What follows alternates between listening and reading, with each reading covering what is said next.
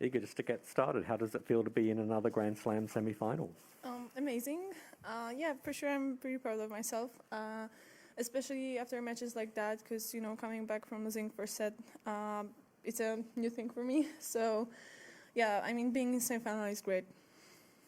Okay, questions from the room? Yeah, that's some like very tough conditions sitting in the stands watching it. How does that match compare in terms of just the physical test and the conditions to other matches you played? Well, I mean, my main concern was if the sun is going to be bothering me during the serve, so I didn't really care that it's hot and humid. Just, yeah, I mean, it didn't have much influence on me, and I know that I'm physically really prepared. And I hoped that she's gonna be more tired at the end, and I actually wanted to prolong some, rallies to make her more tired, because really I have a big trust in myself in terms of my, physical shape. So that match showed that actually it's smart to trust myself in that matter. Matt? Iga, when you reached the French Open semis, you did so winning your matches really convincingly, not losing many games. You mentioned it here, you've had some tough battles. Just wondering, how much satisfaction do you get out of coming through a real tough match like that?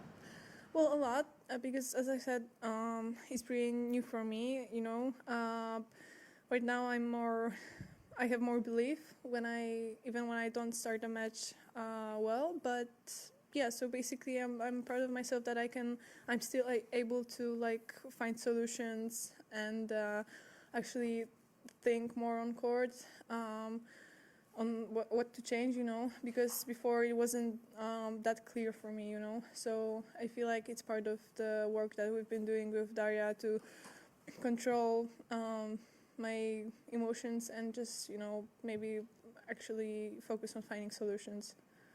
Go to Matt and then Catherine. You mentioned your emotions, Iga. I don't think I've ever remembered seeing you show that much emotion on court throughout the match, and I wondered what it was that was creating so much frustration for you today, if it was anything in particular or just everything. Well, I wouldn't say it was worse than on other tough matches, because sometimes I do show emotions. But, well, for sure I felt like I had my chances in first set, and I didn't use them. And the first chance that she had actually to break me, she used it. And I was like, great. But, yeah, I mean, that was my main regret. But at the end, you have to forget about that and just focus on what's in front of you. Maybe it took me too long to do that. That's why I lost the first set. But, yeah, I'm pretty happy that I was able to switch that mindset in second and third. Catherine? Iga, congratulations. Your semi-final opponent was in here a few hours ago talking about how one of her New Year's resolutions was less screen time, particularly during big tournaments, and she feels that that's one of the things that's helped her this tournament. I'm just wondering what your approach to social media and screen time, etc., is, particularly when you get to the sharp end of a big tournament. I don't have a problem with that, because I always I like not using my phone, So basically, there's obviously some stuff that I want to do, like, I don't know, post something after a match, because it's kind of tradition, but and my part of my routine. But it's kind of, for me, also part of the routine is that I'm gonna, put my phone away and just, I don't know, rest, but not using it. And I like it because usually when I'm back home, I'm using my phone a lot, basically every minute. So when I'm going on tournaments, it's a good time for me to, let it go and just focus on your job. Ben? I got here a bit late. Did you get asked about the match point yet? Oh, no, I haven't. Okay, so the match point was crazy. Yeah. What was your thought of staying in that point as long as you did? I mean, I wasn't even thinking a lot. I was just running, and maybe I was actually thinking where is the biggest probability where she can hit the smash, for example. But I'm doing that every time. Basically, someone does that, and obviously, it's like luck that you're gonna go the right way. There is that probability, but you never know what your opponent's gonna do. So, yeah, I was pretty lucky, I would say. But on the other hand, I'm happy that I'm doing that, because I'm always doing like, maybe I'm not running to the ball that I'm not gonna hit, but I'm always doing that 2 steps, to be ready. So this time it paid off. Catherine? Igor, I know you're a big Rafa fan. Just wondered how much you've been able to follow his progress at this tournament, how many matches you've been able to watch, if you're inspired by what he's doing. Well, for sure. Yeah, I mean, I fist bumped Rafa like 2 days ago, so that was really inspiring. But yeah, I'm watching basically. I was watching every match except yesterday's one, but I watched 5th set. You can see that he's just pure class, and he's a legend. So it's always fun to watch him, and yeah, I just really enjoy that as a not only as a tennis player, but also as a fan, Okay, last couple in the room, go to Tumaini and then Ben. Hi, Iga. When you won the French Open, you kind of played some of the best tennis throughout the whole tournament. I'm curious what you've learned kind of since then about winning when you're not playing your best tennis and having to grind and fight sometimes yourself as well.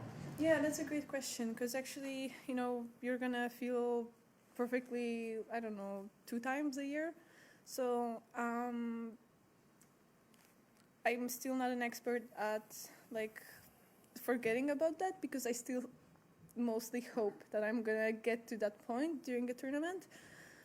But it's just, another expectation. So it's also not good to focus on that. You just gotta go, step by step and use what you have that day. Because if you're gonna just hope that, or think, hey, on the other day this ball would go in. I mean, when you're out there on court, it doesn't really matter, because you just have the weapons that you have today and you have to use them. So, I mean, I'm not an expert at it, but it's getting better and better since Roland Garros for sure. This is an unusual day where you're going to have to play back-to-back at a Grand Slam tomorrow. How are you feeling physically, and what do you think that will be like coming back? Well, it's hard to say right now because I just finished, but as I said, I mean, I always felt prepared physically, and I know my preseason was pretty hard. I'm gonna see how the other factors are gonna influence it, like the stress, because the recovery after practices, even if they're 3-hour practices and after a match, it's pretty different. So I'll see tomorrow, but I have optimistic views, so yeah. We'll go online to questions in English, starting with Craig Gabriel, Cross Court Promotions. Iga, the other day, Elise Cornet described Danielle Collins as very dramatic and like a lion. What are your thoughts, and how do you feel you'll approach this match against her in the semifinals? I mean, I will approach it the same as any other match, really. I played with some heavy hitters on this tournament already, so I feel like I'm, feeling their game on my racket pretty well. So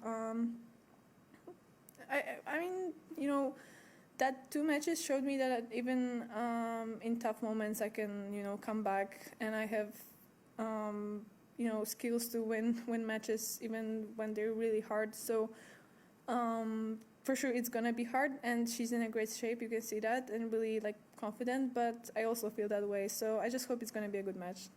Our next online question comes from Courtney Newen, WTA. Iga, congratulations on the win. Thank you.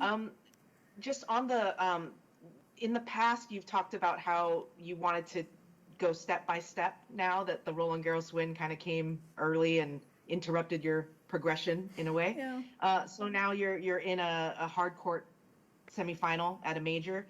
Does this feel step by step, or has this result come again earlier than maybe you were expecting? No, it feels step by step. So yeah, I know how I can play. Obviously, it's sometimes hard to show it during a tournament with all the factors coming in, but like tennis-wise, I feel like these are the stages of a tournament I can actually reach if the other things are going to work out. So yeah, I feel like I'm in a good place.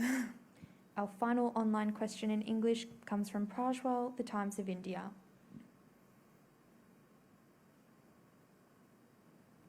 Hi, Iga. Hi. I wanted to ask you a couple of questions. Firstly, about your off season. You said it was tough. Where was it? And also, at the end of the match, you said that you could write an essay for the Polish fans. I'm just wondering if you can expand a little on that. And and you said you'd like to meet them. So I was just wondering, in better times, of course. But I was just wondering, the closeness that you feel. Well, answering the first question, I did the whole preseason in Poland because I had some stuff that I wanted to finish there, like getting a driver's license. So yeah, it was only a month, so it was not a lot because the finals were pretty late in the calendar. But I'm pretty happy that I was there on Christmas and I could actually, not think about tournaments, because I think if I would go somewhere abroad, I would still feel like I'm abroad and I'm preparing for tournaments right now, and at home it was a little bit better. And the other question, I'm just really grateful that that people are supporting me, because it's just really satisfying to see that they actually can see my my sweat and my work, and they really appreciate that. So it just makes everything. And it just makes working hard and, kind of, sorry, I forgot the word. It just makes everything easier, like to try harder, and fight for every point. So, yeah, I mean, that's all. That's the essay.